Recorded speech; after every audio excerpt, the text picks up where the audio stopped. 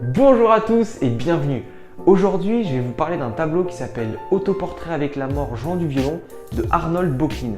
Quoi? Alors, dit comme ça vous dit peut-être pas grand chose, mais si je vous montre ça,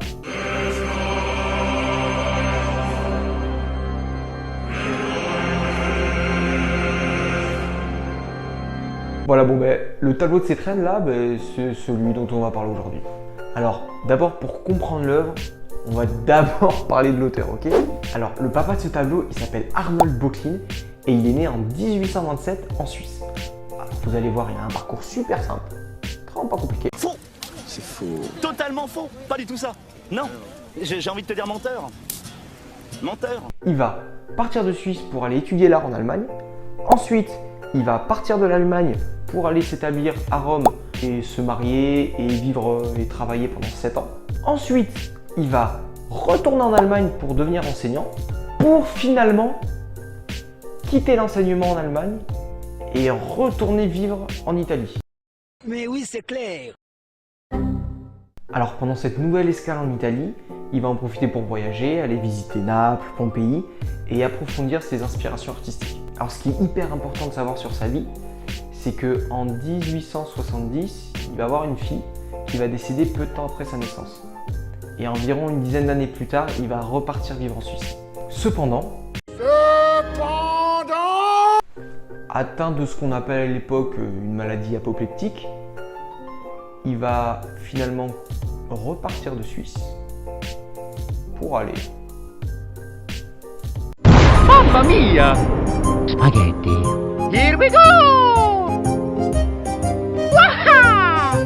Et là, on arrive sur la fin de sa vie, où avec cette maladie, il va retourner en Italie pour y passer ses derniers jours, se reposer au bord de la mer, et finalement décéder en 1900. Alors maintenant qu'on connaît l'artiste, on va pouvoir parler de son œuvre. Alors suite à la mort de sa fille en 1870, Böcklin il va développer une vraie fascination pour la mortalité, et à partir de ce moment-là, ça va être un petit peu le cœur de son travail.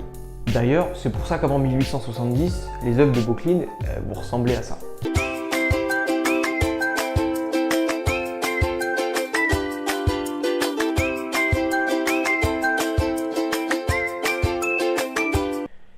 Et qu'après 1870,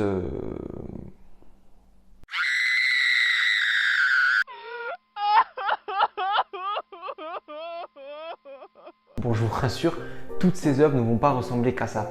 Il va peindre des tableaux comme Vénus Anadyomène, Flora et un autre tableau dont je vais même pas m'amuser à prononcer le nom parce que... D'ailleurs, si on remarque bien, dans toutes ces œuvres, il y a une grande inspiration... Mamma mia! Spaghetti.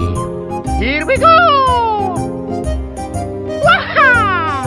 Alors plutôt que de simplement se regarder dans un miroir et puis peindre en fait ce qu'il voit sur sa toile, comme plein d'autres artistes l'ont fait avant lui ou après lui, Autoportrait avec la mort jouant du violon nous montre un homme hanté par son passé.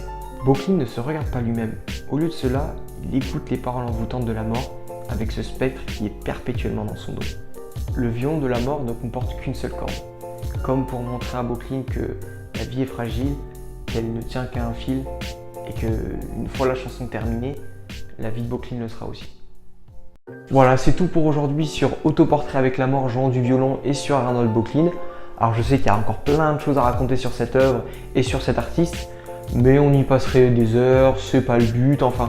En tout cas, j'espère que ça vous a intéressé, que vous avez passé un bon moment, que vous avez appris des trucs. Moi je vous dis à bientôt, prenez soin de vous et puis culturez-vous.